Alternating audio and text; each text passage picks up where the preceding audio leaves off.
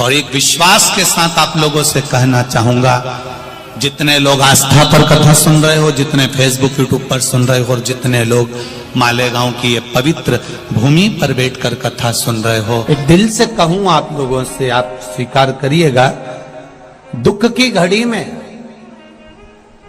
कोई आए चाहे ना आए, अगर आपने दिल से, कर्जा हो गया, समस्या विकट हो गई, तकलीफ बढ़ गई, दुख बढ़ गया, आप शंकर भगवान के मंदिर में जाकर, ये जरूरी नहीं है कि आप सीहोर आए या कहीं जाएं, आप तो आपके घर के पास में जो शिव मंदिर हो, उस मंदिर में एक लोटा जल चढ़ाना चालू कर दो, वो धीरे धीरे दुख काटना प्रारंभ कर दे, काटेगा दुख।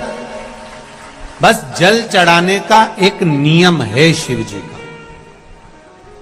शंकर भगवान को जो जल चढ़ाया जाता है दुख काटने के लिए, तकलीफ काटने के लिए, कष्ट मिटाने के लिए, तो एक नियम है शंकर भगवान का जल चढ़ाने का जो नियम है।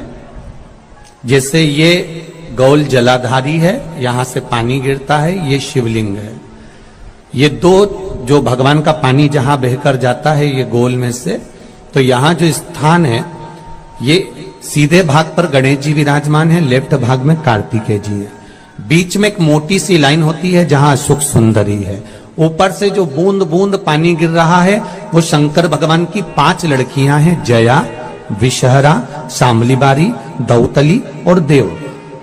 जहां गोल भाग है, जहां शिवलिंग रखा हुआ है, ये माता पार्वती जी का हस्त कमल है, जिसको पीठिका कहते हैं।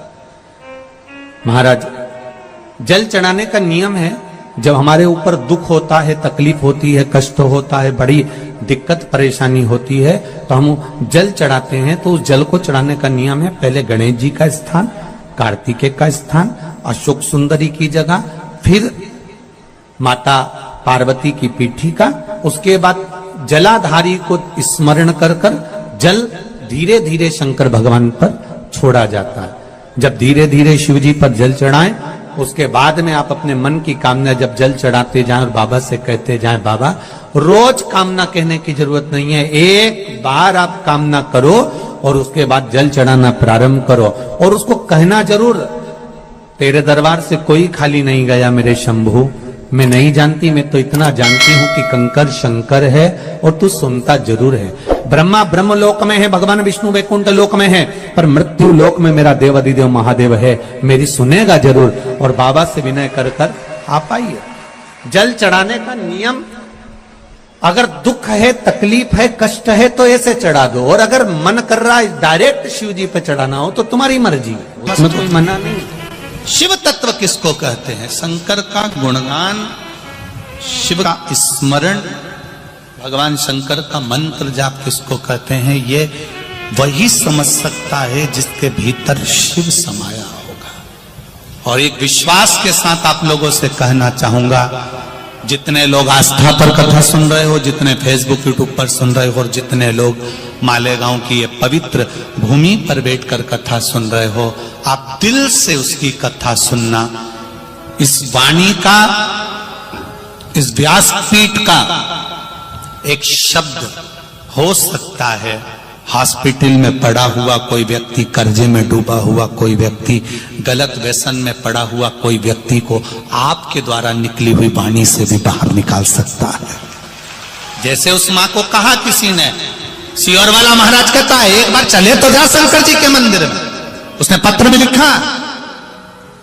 जब वो सीहोर वाला महाराज कहता है, चिल्ला चिल्ला कर कहता है, एक लोटा जल सारी समस्या का हल, तो जा। 7 साल में उस बच्चे की वाणी वापिस आ सकती है जो वाणी नहीं थी।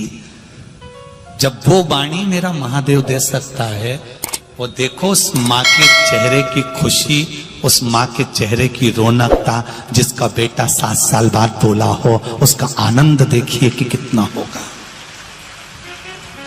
कितना आनंद होगा। एक बात और अच्छे से समझ लीजिए, जो बच्चे चिड़चिड़े होते हैं, चाहे घर में बेटे हों, बहुएं हों, सास हो, ससुर हो, परिवार में छोटे छोटे बच्चे हों, चिड़चिड़ प्रवृत्ति करते हों, या चिड़चिड़ा स्वभाव हो, जरा जरा सी बात में क्रोध आ जाता हो, बोलने का भान नहीं रह पाता हो, शब्दों के बाण चलते हो, तो महाराज प्रदोष के दिन, प्रदोष काल में बेलपत्री के पेड़ के नीचे एक जो पत्ता आपके पास में हो, पान का मिल जाए तो पान का, पीपल का मिल जाए तो पीपल का, बेलपत्र का मिल जाए तो बेलपत्र का, उस पत्ते पर मात्र थोड़ा सा शहद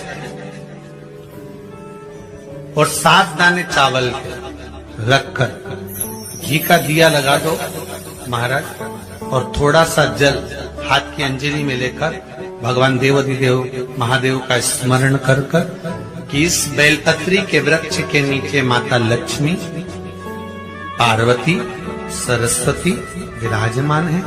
इसी बेलपत्री के पेड़ के नीचे मेरे देवाधिदेव महादेव का 12 ज्योतिर्लिंग का स्वरूप प्रकट है। उनका स्मरण कर जल चढ़ा दीजिए और उसका स्मरण कर लो जो चिड़चिड़ प्रवृत्ति करता, क्रोध करता, जिसको बोलने का भान नहीं होता हो, सम्मान नहीं देता हो, अपशब्द कहते हो, उनका स्मरण कर आप छोड़ेंगे। एकदम एक प्रदोष करेंगे, दूसरे प्रदोष तक तो आपको कोई दिक्कत ही नहीं। 2-3 प्रदोष कर देखिए, बाबा कृपा करें। 3 जगह पर अगर कोई बीमारी ऐसी हो गई कि वो समाप्त नहीं हो रही, बड़ी बड़ी तकलीफ, मतलब एक बार दवाई अगर चालू हो गई तो दवाई बंद ही नहीं हो रही है, तो उसके लिए आपको 3 जगह पर जल चढ़ाना प्रारंभ कर दो। मात्र 1 हफ्ते से ज्यादा चढ़ाना भी नहीं पड़ेगा।